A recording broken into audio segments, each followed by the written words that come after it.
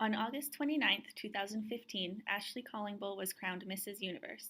She is a member of the Enoch Cree Nation and the first Aboriginal woman to win the title. From the onset of the pageant, she was committed to creating social change for both women and Aboriginals.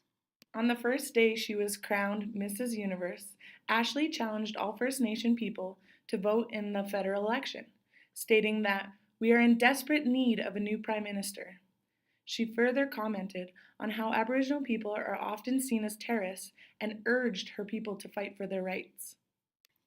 As a result, Ashley received several hateful comments via her Facebook page, including sexist remarks such as, "If the pretty girl says so, it must be so," and racist judgments such as, "It seems that she has been trained well in the victim mentality that she was raised up in."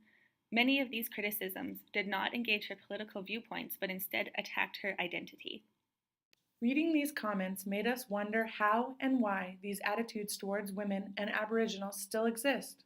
How can the legacies of historical globalization in Canada help us to interpret the negative responses to Ashley Callingbull's call for political action?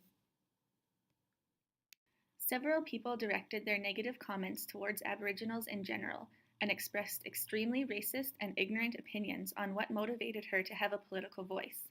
She was called a traitor for encouraging others to bite the hand that feeds them. Others stated that Aboriginals were never forced to assimilate and are responsible for the problems they currently face. So where do these ideas come from? After Europeans began to settle in what is now Canada, relationships with the Native communities flourished. Europeans initially relied on the Aboriginals for survival. The fur trade began as a mutually beneficial endeavor. However, as settlers expanded west, the relationship changed to one of imperialistic oppression. Several treaties were signed, and these relationships were eventually exploited and abused by the Europeans. As a result of this colonial narrative, we now view history through an imperialistic lens. Many stereotypes that people believe in today are perpetuated by the belief that Europeans are better than Aboriginal people. The statement that Aboriginals bite the hand that feeds them demonstrates these imperialistic values are still embedded in society today. Contrary to at least one person seems to believe, assimilation actually did occur in Canada. Residential schools aim to kill the Indian in the child by eliminating Aboriginal culture and forcing them to adhere to European ideals. The systematic abuse experienced by these children has led to profound societal implications that have continued throughout several generations.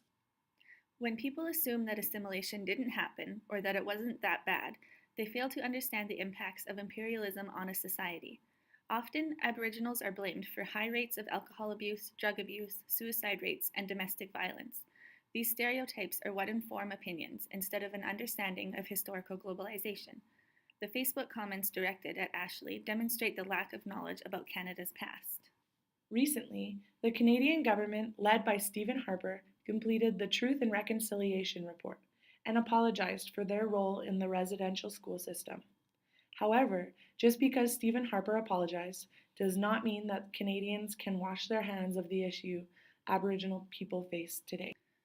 It is important to note that not only is Ashley an Aboriginal, but she's an Aboriginal woman, which means some people feel like they have more reason to dismiss her.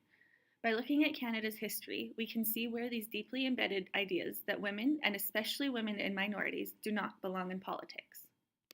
Many of the comments attacked her because she was a woman. Statements like, "Please stick to your makeup and modeling," and "She should realize that she only won a beauty contest, not a brain contest or an election," signify the difficulties women in politics often face, a difficulty that is threefold for Aboriginal women. In Canadian society, women who are in positions of power are often judged on their appearance before their intelligence. There is an idea that women cannot be pretty and smart. There is an idea that women cannot have intelligence without being masculine and unfeminine. So again, we ask, where do these ideas come from? The idea of separate spheres is a long-established belief that women and men have different natural roles to play in and out of the house. This belief was embedded in society during the Victorian era. Much of the male-dominated sphere existed in the public and included work and politics. The female sphere was focused solely on their home.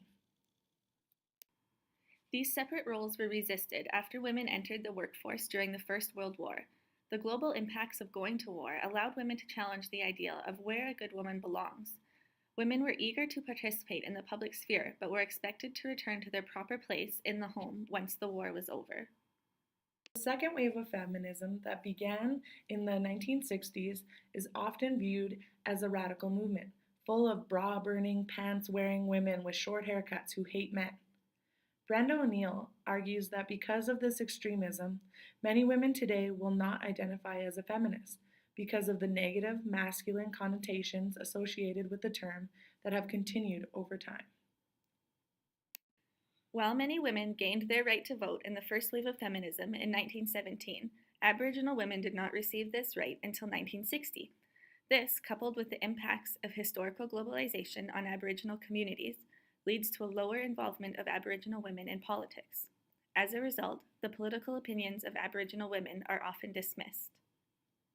Despite being able to vote, the voices of Aboriginal women in politics have generally been ignored. Since the 1980s, these women have attempted to gain attention for the disproportionate amount of missing and murdered Aboriginal women in Canada. However, they were often disregarded by the Canadian government for issues deemed more pertinent. Only recently has this issue come to the forefront of politics.